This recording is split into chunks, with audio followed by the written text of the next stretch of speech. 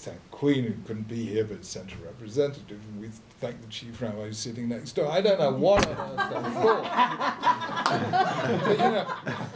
But, it was a real insuperable problem with our faiths, but nonetheless friendship won through and won a victory. And we had a major problem, not in interfaith relations, but intra-faith relations. How do we relate to Jews who are what is sometimes called ultra-Orthodox, Jews who are Masorti, Reform, Liberal, Jews who are secular.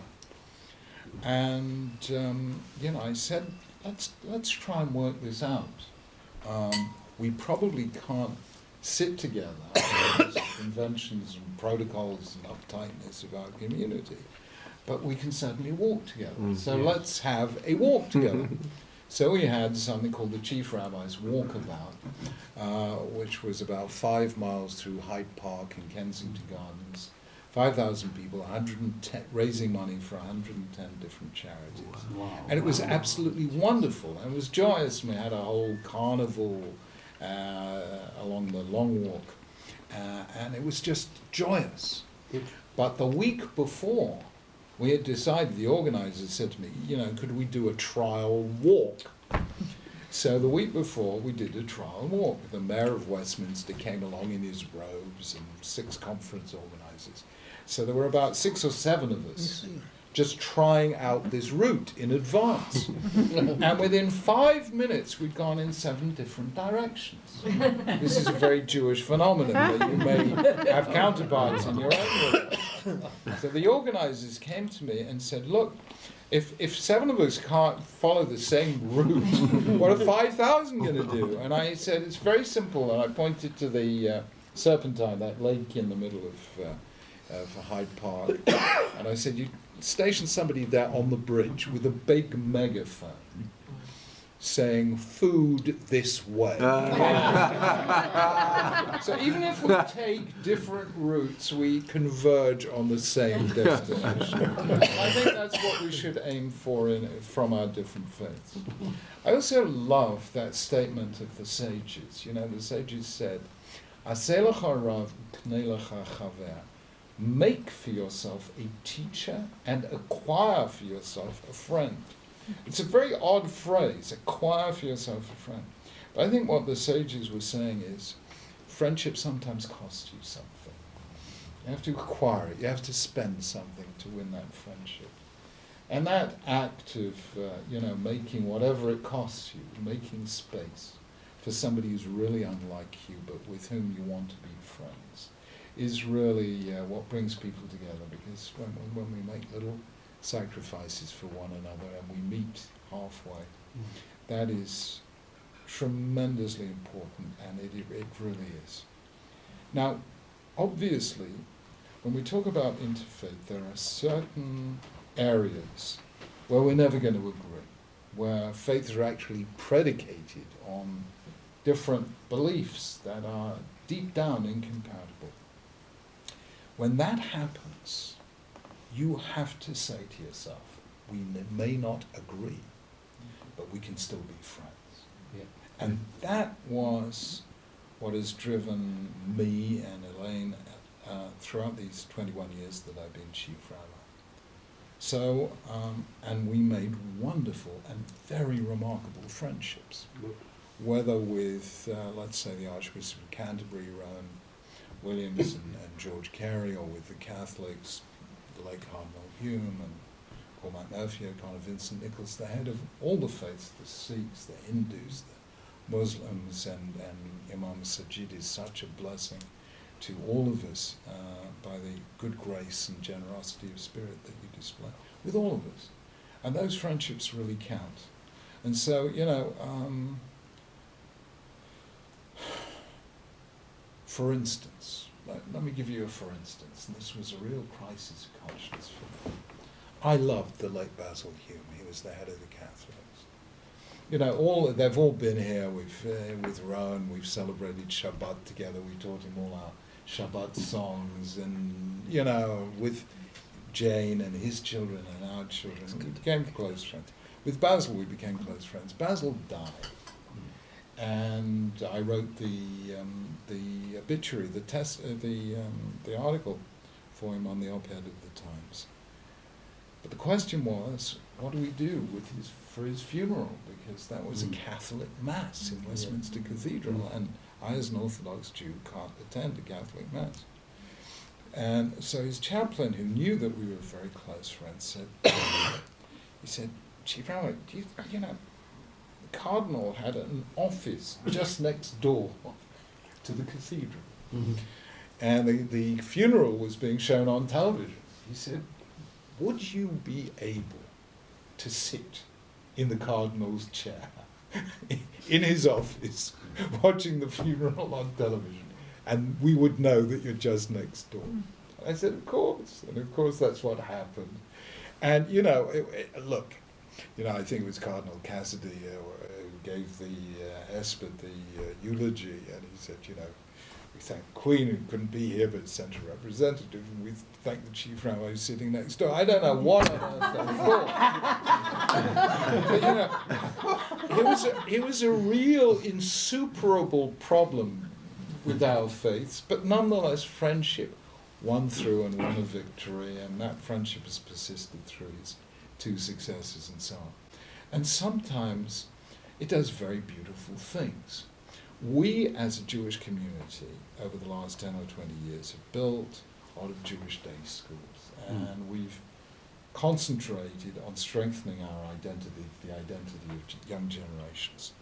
But after about 5 or 10 years of this, I realized that I had succeeded in turning our community inward. But I had to turn it outward.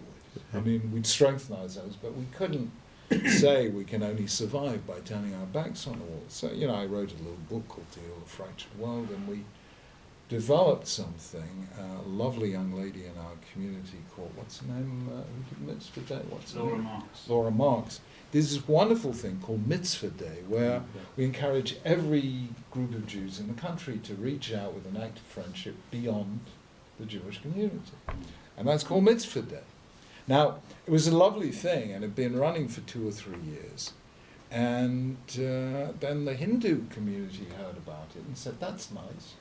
Let us do that. And they have done for the last 3 or 4 years what they call Siva Day, which is the nearest you get in Hindu to a mitzvah.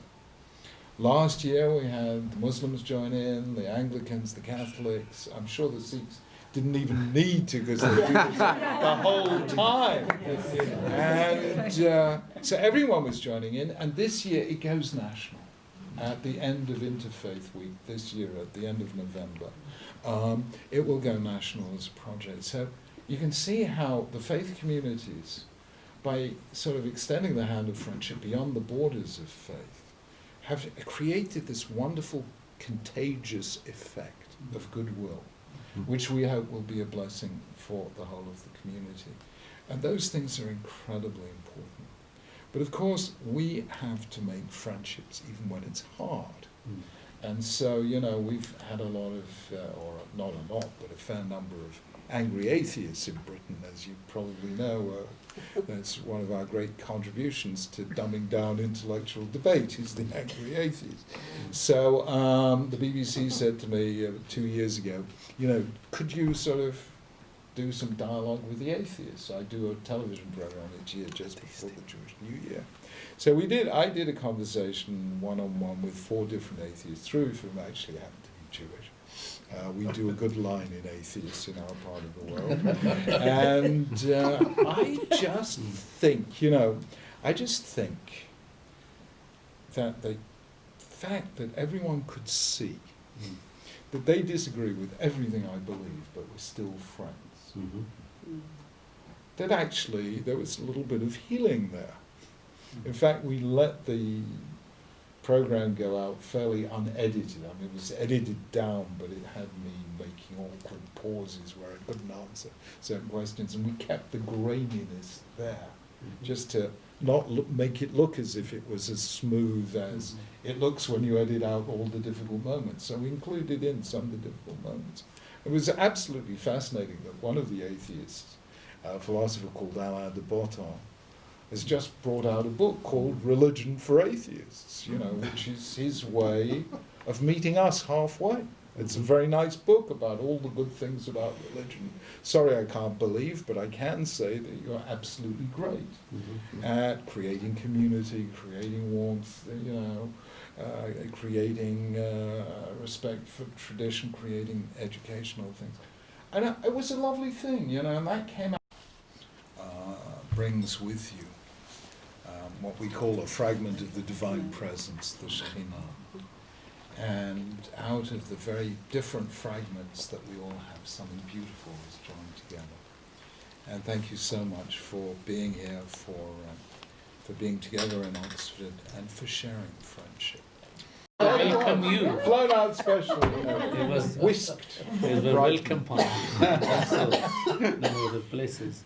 But I do think that your guidance in these terms since you became Chief Rabbi, in healing the wounds of the past among various communities was really great. And that shows your love and compassion, not only for your own community, which you are leading and rightly leading, but to the other community, within your own community differences. We are, end of the day, human being, and we have a right to differ with each other with respect, including with our own faith and believers. I have been attacked, as you know, by right, left and straight and everywhere from my own community. There are still 13 to 15 fatwas against me because I do go to Jewish synagogue and I do go to Christian churches, and so I've left my own faith, so people should not pray behind me, and etc., etc. But those are the past. But coming to the point is that your approach to dealing with differences has really helped me and helped many other my fellow Muslims as well. And we take your, and Rabbi Afum in Brighton, who is from your congregation, and I do speak to his congregation a number of times, has helped me right and left, wherever we needed to march together. Yeah. We started at 85 against animal farms, and friendship have cemented since then, because obviously previously some Jews do not trust Muslims, and rightly. But with me, they feel comforted and says, when Imam Sajid is here, we need to go together against these evils who wanted to burn down the synagogue. And I was in the front of synagogue to protect synagogue. And that came in the press and many other places. So when I hear some people say that I'm this and I'm that, I say, look, ask those who have worked with me in the past 42 years, and then you make up your mind.